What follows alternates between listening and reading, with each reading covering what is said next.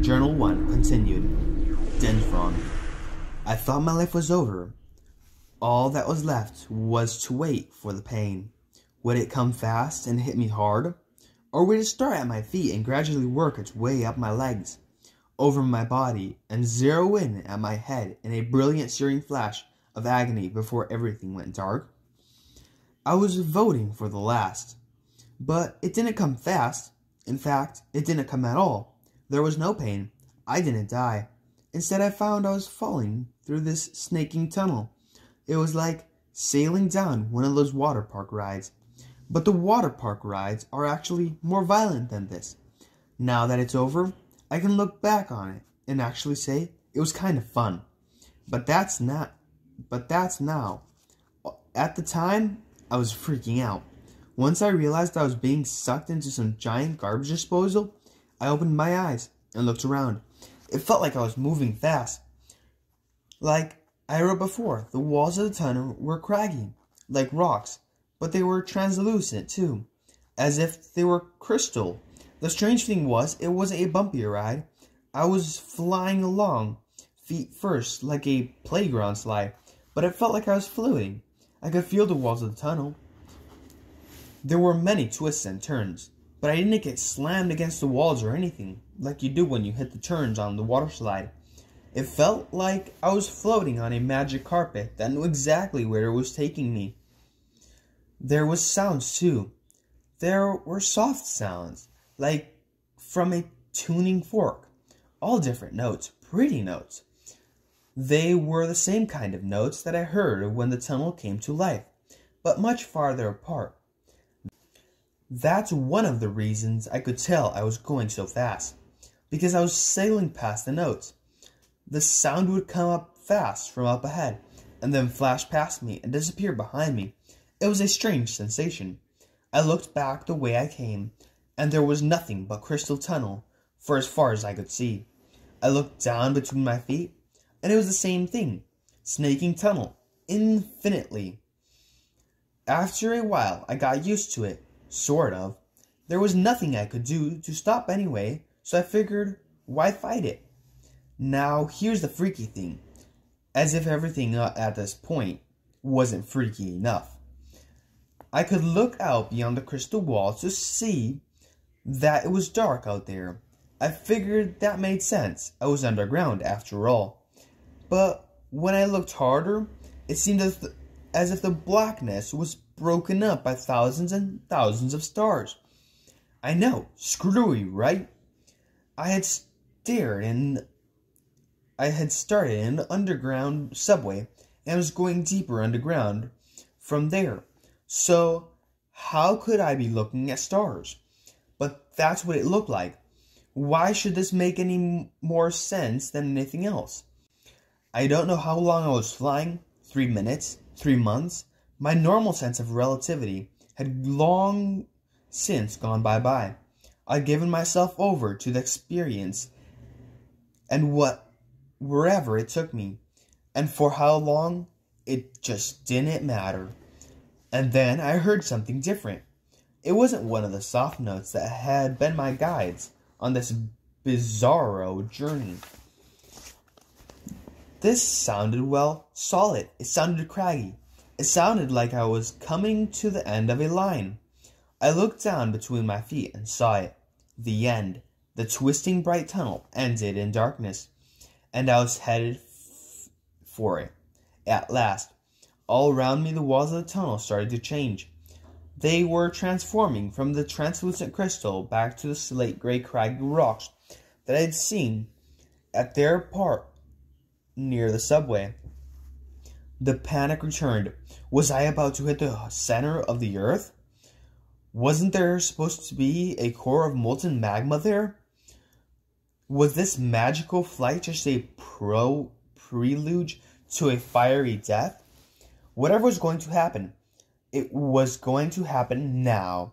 So I did the one thing and only thing I could think of to prepare myself for the end. I closed my eyes. Before the end wasn't a fiery crash at all. I got the same tingly feeling that I had felt at the mouth of the tunnel.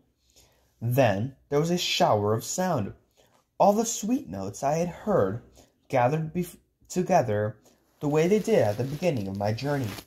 I felt as if a heavy weight were pressing against my chest. The next thing I knew, I was standing up. The musical notes faded away. I had been gently disposed somewhere by the magic carpet. It was strange having to support my own weight after having been weightless for the journey. I was like an astronaut returning from space who needed to get used to gravity again. I opened my eyes, looking back, and saw the tunnel.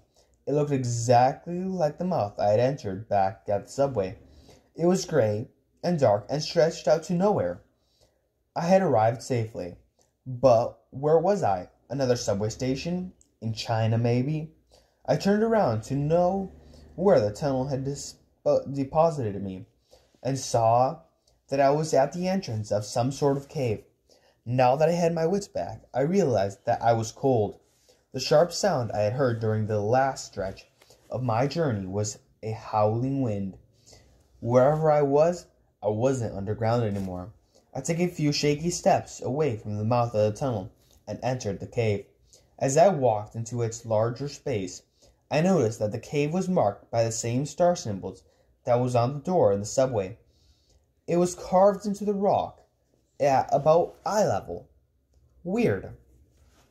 I then saw light pouring in from an opening at the far side of the cavern.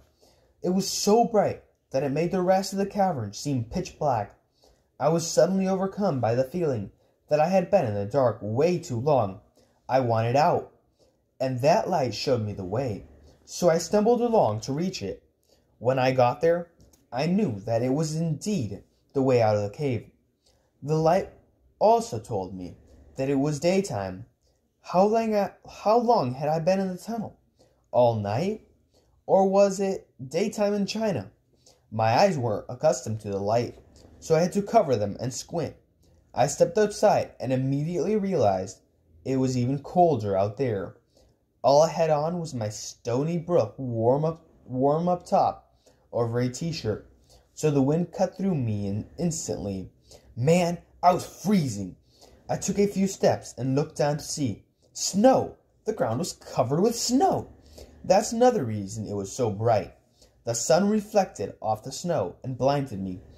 I knew it wouldn't take long for my eyes to adjust, so rather than duck back into the cave to get warm, I waited till I could see. I wanted to know where I was. After a few seconds, I gingerly took my hands away from my eyes. My pupils had finally contracted enough to let me see. And what was there waiting for me nearly knocked me off my feet. I was standing on top of a mountain, and this was no small ski mountain like we go to in Vermont. This was like Everest. Okay, maybe not that big, but it felt like I was on top of the world. Craggy snowfields stretched for as long as I could see. In the far distance, way down below, I could see that the snow gave way to the green, lush valley. What is a long, steep trip between here and there? One question kept running through my head. Where in heck am I? Good question, but I had no one to ask, so I turned to go back into the safety of the cave to get my act together and figure out some kind of plan. Just before I turned back, I saw, scattered several yards away from the mouth of the cave, these yellowish kind of smooth pointed rocks. About 2 feet high, they jutted up out of the snow like stalagmites or stalactites. I can never remember which is which. They stuck up and came to a sharp point. I had no idea what they could be, but the word tombstones kept creeping into my head. I shook that particularly morbid thought out of my brain and trudged through the snow back to the cave. That's when I saw the strangest thing of all. The sun was rising up over the rocks that formed the cave, but I had just been shielding my eyes against the sun that was shining from the other direction. How could that be? I looked behind me to see that there wasn't just one sun. There were three. I swear, Mark, there were three suns in opposite corners of the sky. I blinked, thinking my vision was just screwed up or something. But it didn't help. They were still there. My mind locked up. I didn't know what to think. But there was one thing I knew for sure. I wasn't in China. I stood there on top of the mountain, all alone, sneakers getting wet in the snow, staring up at three blazing suns. I'm not ashamed to admit it. I wanted my mom. I wanted to be sitting in front of the TV, fighting for the remote with Shannon. I wanted to be washing the car with Dad. I wanted to be shooting hoops with you. Suddenly the things I had taken for granted in life felt very far away. I wanted to go home, but all I could do was stand there and cry. I really did. I cried.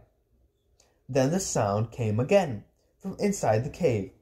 The same jumble of musical notes that had sucked me into the tunnel and dumped me here. Someone else was coming. Uncle Press! It had to be. I ran back into the cave, overjoyed that I wasn't going to be alone anymore. But then another thought hit me. What if it wasn't Uncle Press? What if it was that Saint Dane guy? The last time I heard the pleasure of hanging out with that dude, he was shooting at us.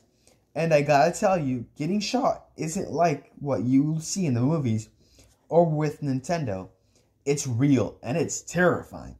I could still feel the sting on the back of my neck where I got hit by the shattered pieces of tile. I didn't know what to do, so I stopped in the middle of the big cave and waited. Whoever it was would be coming out of the tunnel. Would it be Uncle Press or Saint Dane? Or maybe those freaking dogs that wanted to eat me? Wouldn't that be just perfect? Who was it going to be? Friend or foe? Bobby? It was Uncle Press. He walked out of the tunnel with his long leather coat flapping against his legs. I could have hugged him. In fact, I did. I ran over to him like a little kid. If this were a movie, I'd have been running in slow motion. I threw my arms around him with a feeling of pure joy and gratitude that I wasn't alone anymore, and that my favorite guy in the world wasn't shot dead by the Saint Dane guy. He was safe. This feeling lasted for about, 3 seconds. Now that my fear of impending doom was gone, reality came flooding back, and there was only one person responsible for my being here. Uncle Press. Someone I trusted. Someone I loved. Someone who yanked me from home and nearly got me killed about 8 times over. I pushed away from him, and with a shove that was hard enough to knock me off his feet, because that's what I wanted to do. I wanted him to feel how angry I was. But as I saw before, Uncle Press was strong. It was like trying to push over a wall. All I managed to do was knock myself off balance and fall on my butt.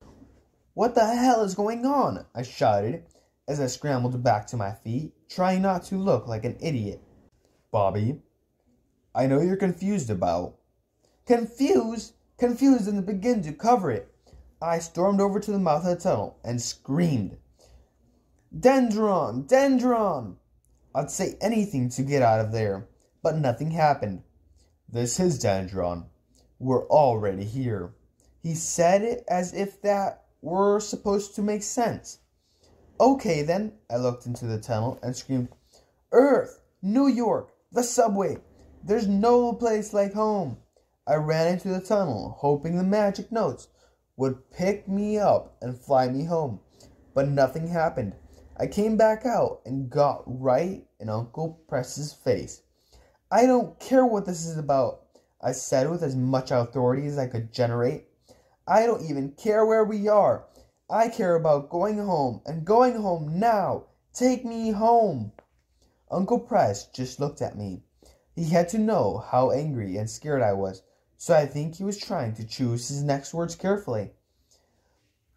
Unfortunately, no matter how carefully he chose his next words, there was no good way of saying what he then told me. Bobby, you can't go home. You belong here right now. Boom. Just like that, I backed away from him, stunned.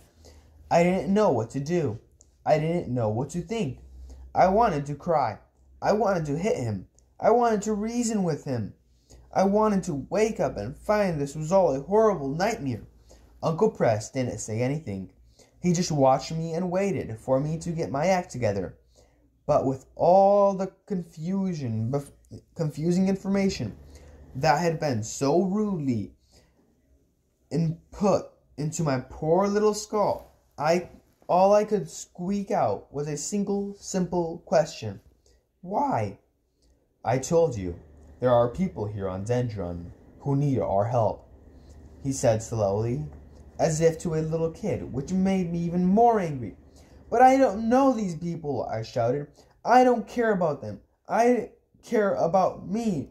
I care about getting me home. What is it about that? You don't understand. I understand perfectly. But that cannot happen, he said firmly. Why? What's so important about these people? And where is here anyway? Where is this Dendron? That's hard to explain. Try, I said. I was getting fed up with all the mystery. Uncle Press sat down on a rock. I took that as a sign that he was ready to start helping me understand things.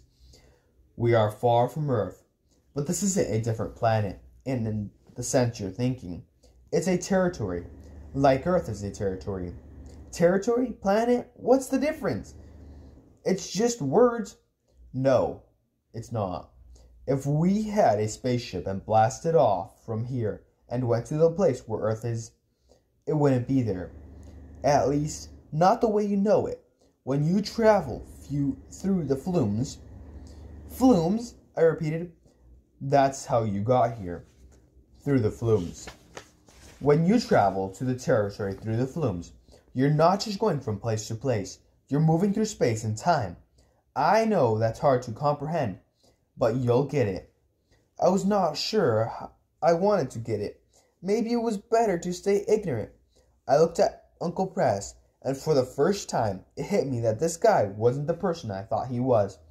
I always knew he was a mysterious character, but now he was way more ozone-esque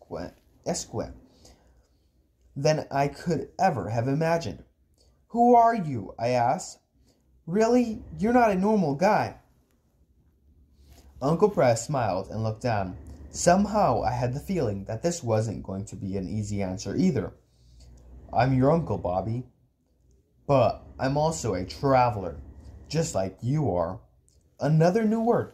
Traveler. I didn't want to be a traveler. I wanted to be Bobby Pendragon, point guard on the Stony Brook basketball team. But that life seemed pretty far away right now. So if we're on Earth, where is it? Why is it like Earth? I mean, I can breathe and there's snow and normal gravity and all. He answered, all the territories are pretty much like Earth, but not exactly. You mean like 3 suns here? Good example. And those weird stone things, yellow stone things that's sticking out of the snow. Suddenly, Uncle Press got tense. Where? Outside? How many are there? Oh, I don't know, 10, 12? Uncle Press shot to his feet and started pulling off his coat. We gotta go. He dumped his coat on the ground and hurried to the far side of the cave, where there was a pile of dry branches. He started pulling at them. What's the matter? I asked, confused and more than a little worried. He turned to me and raised a finger to his lips to shush me. He continued pulling branches off the pile and spoke quietly, as if not wanting to be heard. Twigs, he said. Oh, twigs. Not a new word. I hated that word. Those aren't twigs. Twigs are like dogs, right? I asked hopefully. Depends on the territory, he whispered. On Second Earth, they're like dogs. Not here. So what are twigs? I asked, but I wasn't really sure I wanted to know. They're wild animals that are special to each territory, he explained. Saint Tane uses them to keep the travelers away from the flumes. There was that name again, Saint Dane. Somehow, I knew he'd factor back into this equation. But how is it possible for a guy to use a wild animal to do anything? Before I got the chance to ask, Uncle Press pulled off the last branches to reveal a jumble of fur and leather, animal pelts. He then started taking off his shirt. "We can't wear second earth clothes in this territory. Put these on," he said as he lifted up a nasty-looking piece of skin. "You gotta be kidding," was all I could say. "Don't argue with me, Bobby. These will keep you warm." "But—" "No buts. Hurry." He said this in a strange whisper. He really was afraid of the quakes. I figured I should be too, so I started taking off my clothes. "Even my underwear?" I asked, horrified at what the answer would be. "They don't wear boxers on Dendron," he said, which is exactly what I didn't want to hear. This was going to be uncomfortable. I followed Uncle Press' instructions and dressed into the leather and fur. And there were even leather boots that were kind of soft, which was good because they were gold-toed sweat socks on They didn't wear gold-toe sweat socks on Dendron either. As we took more of the clothing off the pile, something else was slowly revealed. I picked up one of the last fur pelts. I saw a two-man sled. It looked sort of like the sled you see in Alaska for sled dogs, but there was nothing modern about this thing. The runners were slates of wood, the sides were made of branches, the seats were woven out of some kind of cane, and the steering mechanism up front was fashioned out of huge antlers. Fred Flintstone would have been proud, but there was something else about the sled that made me nervous. Lashed to either side were long, deadly-looking spears. The shafts were carved from smooth tree branches. The tips were made of hammered-out metal and looked surgical sharp. The tails had some sort of feathers attached for stability. As crude and low-tech as the whole rig was, these bad boys looked pretty lethal. They hung on either side of the sled like prehistoric Sidewinder missiles, ready for launching. "What about your gun?" I asked hopefully. "Can't we use that on the Quigs?" "There are no guns in this territory," he answered, then stopped working for a moment and looked at me dead in the eye. "We cannot use this. We can only use what's on the territory offers. That's important. Remember that, okay?" "Yeah, sure, whatever." He then shoved something into my hand. It was a small carved object that hung from a leather cord. It looked like... "It's a whistle," he said, reading my thoughts. "Keep it handy." I wanted to ask why, but at this point, it didn't really matter. I just hoped Uncle Press was as good with a spear as he was with a gun, because a little whistle sure as heck wasn't going to protect us from things if things got hairy. I followed orders and put it around my neck. "You ready?" he asked. "No," was my usual reply, though honestly, I was. I felt a little like a caveman, but the strange clothes fit me fine.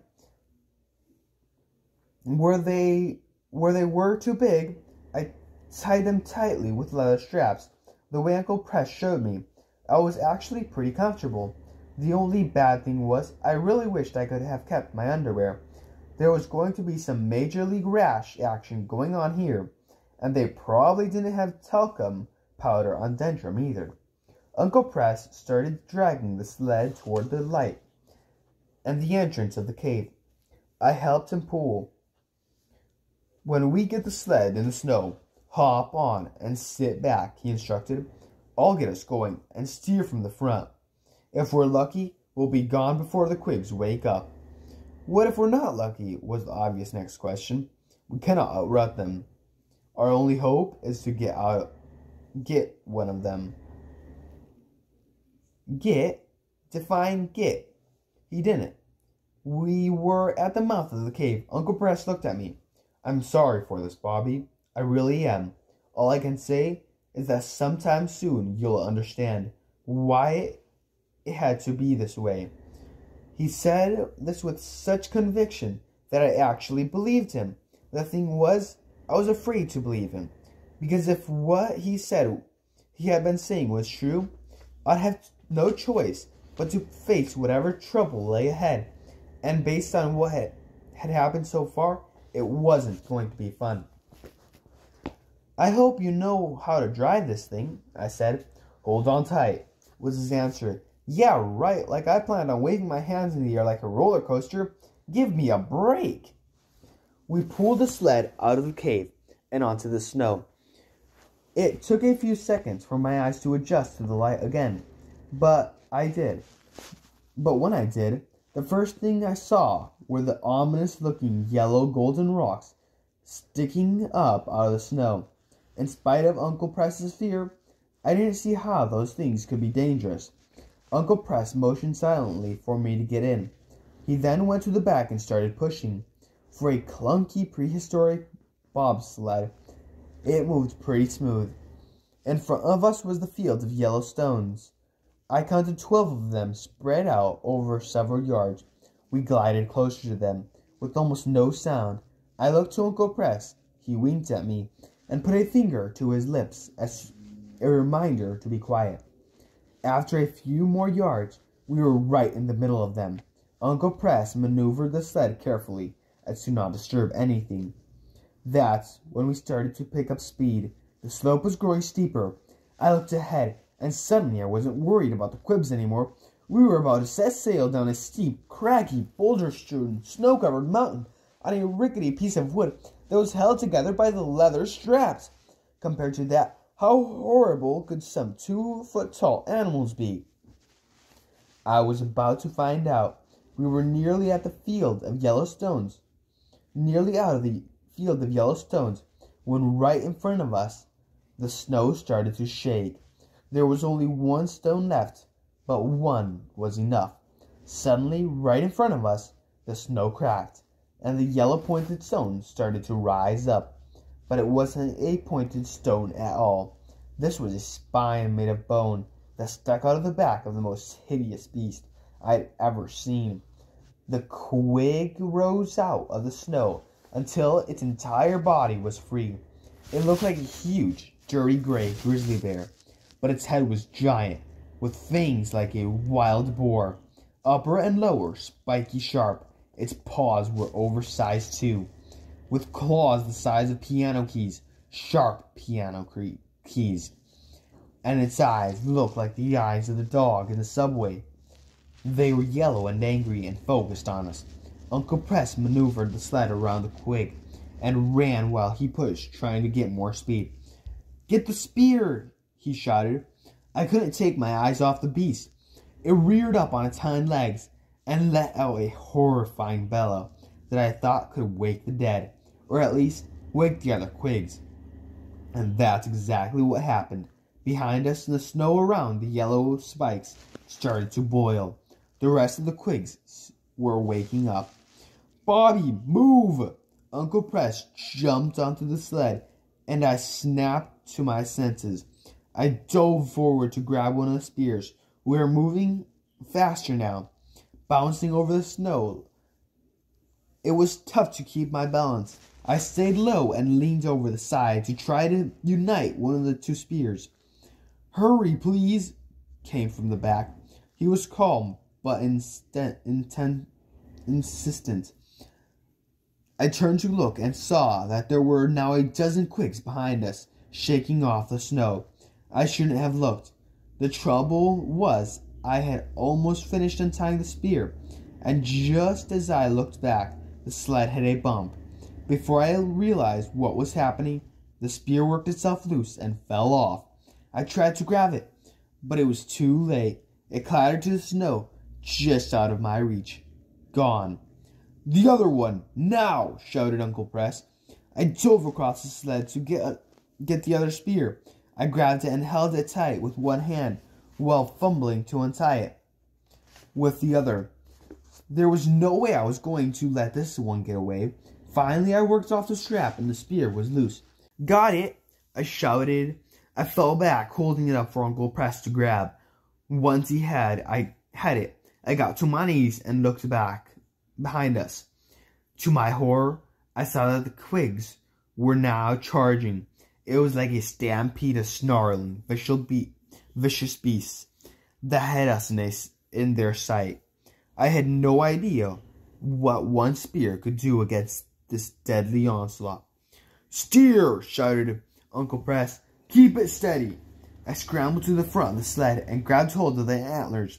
The sled responded perfectly. Whoever built this thing knew what they were doing. Still, Uncle Press was right. We weren't going fast enough to lose the Quigs. They were getting closer. The first Quig was far ahead of the others, and it was getting dangerously close. I kept glancing back over my shoulder to see what was happening. Uncle Press was amazing. He stood on the sled backward, with spear in hand. I was getting used to seeing Uncle Press pull off stunts like this. Nothing surprised me anymore. Like Captain Hob hunting Moby Dick, Uncle Press waited for a Quig. Come on, a little closer," he growled, taunting it. The Quig obliged. It was nearly on us. It charged forward with a bloodlust, ready to snap its jaws shut on Uncle Press. "The whistle!" Uncle Press shouted back. "Blow it, now!" The whistle. What was a whistle going to do?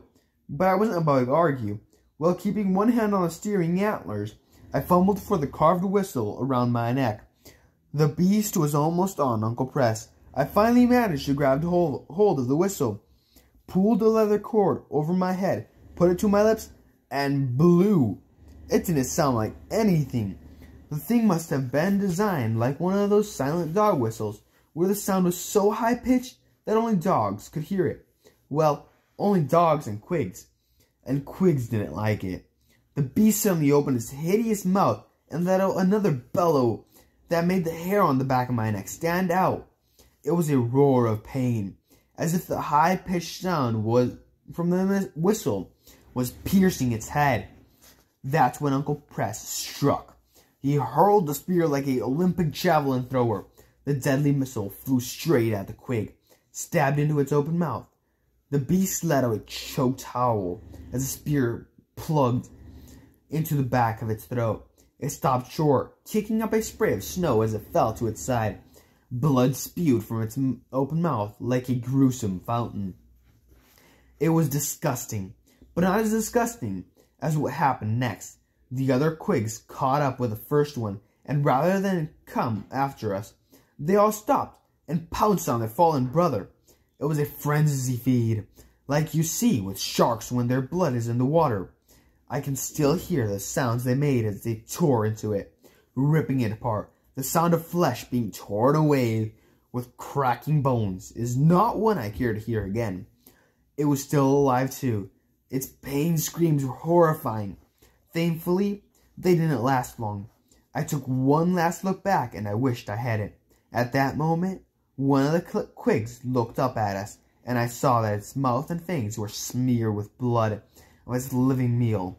Now I used what Uncle Press meant by getting one of the Quigs. "Look out!" he shouted. I quickly looked ahead of us and saw we were seconds away from slamming into a boulder the size of a car. I turned the antlers hard. The sled turned, but the back fishtailed into a skid that slammed us into the boulder. We kept moving.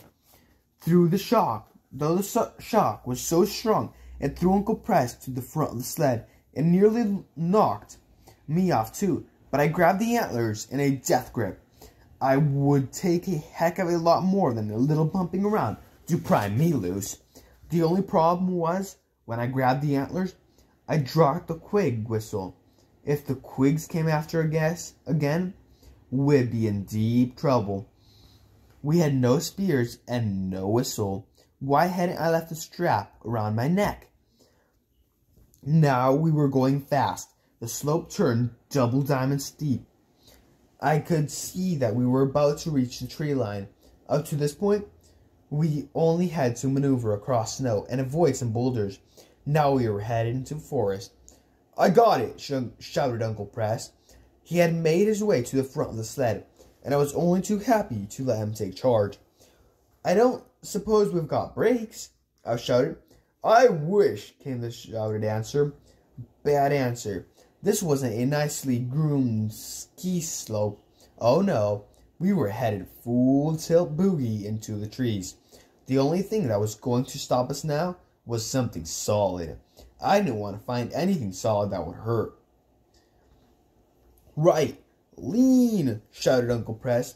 I did, and he skidded us around a tree. "Stay with me. Watch where we're going. Left," he shouted. I was like riding on the back of his motorcycle. We both had to lean into the turns to help make them. But the motorcycle had brakes, and we didn't have to drive it through a mine-full of trees. This was terrifying. We were rocketing down on a rickety bobsled through a slalom course of rock-solid pine trees. We flew past trunks with inches to spare. Left, right, right again. We were going so fast for Uncle Press to tell which way to lean. I had to look ahead and anticipate what turns he was going to make. Branches slashed at our faces. We were so close to some trees, I could hear that we were sailing past. The farther down we dropped, the more dense the forest became. "There's a clearing ahead," he shouted. "When we hit it, I'm going to turn sharply right. Hopefully we won't flip." "Yeah, hopefully. And hopefully we won't launch ourselves into a rolling tumble that'll land us into a tree. Not that I had a better idea." "When I make the turn, lean hard right," he yelled. "We're almost there." I looked ahead and saw it. Through the trees, there was a field of white. What must be the clearing? Oh, we still had a lot of trees between here and there, and we were still moving fast. Left, left, right. A few more turns and we'd hit the clearing. "We're gonna make it," I shouted. We didn't. Our left gunner had a snow-covered rook that kicked us up on our right side, but we kept going. Now we were on one runner and out of control. There was only a few trees between us and the safety of the clearing. When we crashed, the sled hit a tree and spun us around. The force of the collision was huge. I mean, it rocked me. But I stayed with the sled. Uncle Press wasn't so lucky. He was ejected. And I kept going. The sled fell down off the right runner and now ran flat again. But I was lying in the back, miles from the controls. I was nearly at the clearing, and for an instant, I thought I'd make it. But then the sled hit a rise and suddenly it was airborne. If there was any time to abandon ship, it was now. So I bailed. The sled went one way and I went the other. For a moment, I was airborne, and then I beefed hard. The snow wasn't as deep anymore, so instead of a nice cushy snow landing, I hit hard ground. It knocked the wind out of me and slammed me head against the ground. The world became a spinning mass of white. I couldn't think, I couldn't breathe, and I wasn't moving anymore, and that was good. I'm not sure how long I lay there, because I was drifting in and out of consciousness. Then I remember hearing something odd.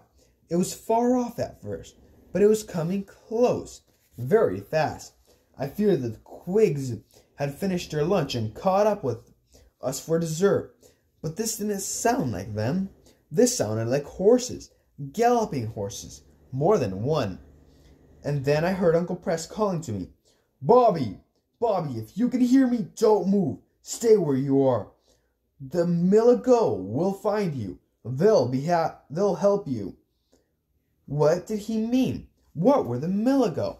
I had to see what was happening. I rolled over to my side, which really hurt, by the way. I must have smashed a couple of ribs in the fall. I didn't stand up, though. I'm not sure I could have, even if I wanted to. My head hurt, and I was really dizzy, but I clawed at the snow and crawled toward Uncle Press's voice. There was a little rise of snow, probably the one that launched me into space, and I painfully crawled toward it on my belly. When I got to it, I cautiously peeked over the top. I was relieved to see Uncle Press standing on the edge of the clearing, not far from me. He was okay. Come to think of it, he looked a lot better than I felt right then. To the far right of the clearing, closing fast on him, were the horses I heard, and there were riders on the horses, 4 of them. They looked to me like ancient king knights. They wore black armor made of heavy leather. They had black leather helmets with faceplates as well. Even their horses had similar leather protection. They all looked the same, as if the armor were some kind of uniform. I also saw that they had swords. They looked to me like something out of the Knights of the Round Table. Uncle Press gave them a friendly wave, and they circled him. "Hello," he called out in a friendly voice. "How are you this fine day?" We weren't in America. We weren't even on Earth. Why did Uncle Press think these guys spoke English? "Butto, I got 4 den," shouted one of the knights brusquely. I was right. They didn't speak English. "No," Uncle Press answered. "I am hunting rabbits for my family." "Soba board few," barked another knight. This was weird. They were speaking some bizarro language, and Uncle Press was speaking English. Yet they both seemed to understand each other. I, on the other hand, understood nothing. What else is new? The first knight pointed a finger at Uncle Press and started shouting, Butto, I got 4 den, Qatar." This looked bad. Whatever Butto meant, I didn't think it was a compliment. Uncle Press raised his arms innocently and shrugged as if he didn't know what they were talking about. "No," he said with a smile. "Why would I spy on Kagan? I'm a miner who only cares about feeding his family." Spy, miner, Kagan. My head started to throb. And then things turned sour. The first knight pulled a nasty-looking bullwhip off his saddle and slashed it at Uncle Press. Whap! It wrapped around his arm. Uncle Press let out a yelp of pain, and the knights yanked on the whip, pulling him to his feet. I tried to get up and run to him, but the pain in my side shot through my body, and I lost my breath again. My head started to spin. I was seconds from losing consciousness, but I kept my eyes riveted on Uncle Press. 2 of the other knights took ropes from their saddles and lassoed him like a steer in a rodeo. Then they kicked their horses and took off across the field, dragging Uncle Press along on his back. That's the last thing I saw, these laughing black knights on their horses, dragging my uncle across the snow. As they disappeared into the woods, I lost it. My head was spinning out of control. I was going down. The last thing I remember thinking was that what seemed like only a few hours before, I had been standing in my kitchen, throwing the tennis ball for Molly to fetch, and I hoped somebody remembered to take her out for a nighttime walk. Then everything turned white, and I was gone. End of Journal 1.